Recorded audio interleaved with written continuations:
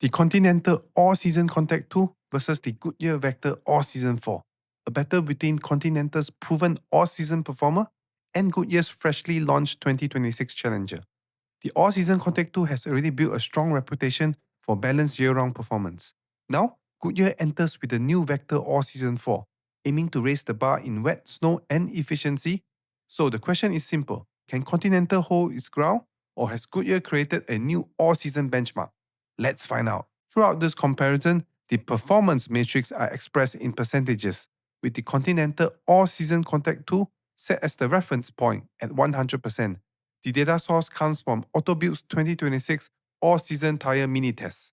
In wet braking, the Goodyear Vector All-Season 4 stops 0.2 meters shorter, but this is effectively a 0% difference compared to the Continental All-Season Contact 2.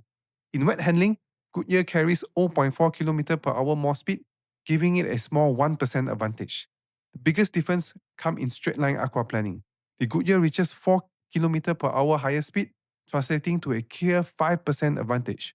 Overall, wet braking and handling are extremely close, but the Goodyear pulls ahead clearly in aquaplaning resistance, giving the Vector All Season 4 the strong wet package. On snow, Goodyear again shows a small but consistent advantage. In snow braking, the Vector All Season 4 stops 0.3 meters shorter, giving it a 1% advantage. In snow traction, the gap is much bigger. Goodyear produces 168 Newton more pulling force, translating to a strong 8% advantage over the Continental All-Season Contact 2. In snow handling, Goodyear carries 0.3 km per hour more speed, giving it another 1% advantage.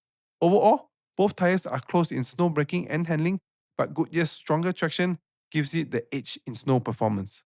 In dry braking, the Goodyear Vector All Season 4 stops 0.2 meters shorter, giving it a small 1% advantage.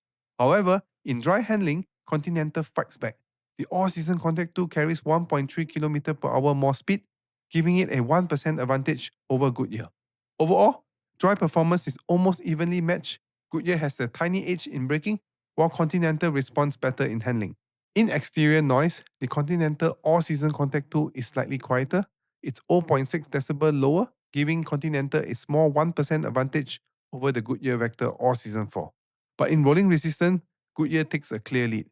The Vector All Season 4 records a 0.88 coefficient value lower, translating to a strong 12% efficiency advantage. Overall, Continental has a small refinement edge, while Goodyear is clearly the more efficient tire. In summary, from my perspective as a tire engineer, this is a very close all-season battle, but both tires have clear strengths. The Continental All-Season Contact 2 still impresses as the proven and balanced all-rounder. It has the advantage in dry handling and exterior noise, making it slightly more refined and a stable choice. On the other hand, the Goodyear Vector All Season 4 looks very strong for a freshly launched 2026 tire. It matches Continental in wet braking, while pulling ahead in aquaplaning, snow traction, dry braking, and rolling resistance. Once Goodyear pricing and future mileage data becomes available, this comparison could be even more interesting, so stay tuned. Thanks for watching and don't forget to subscribe.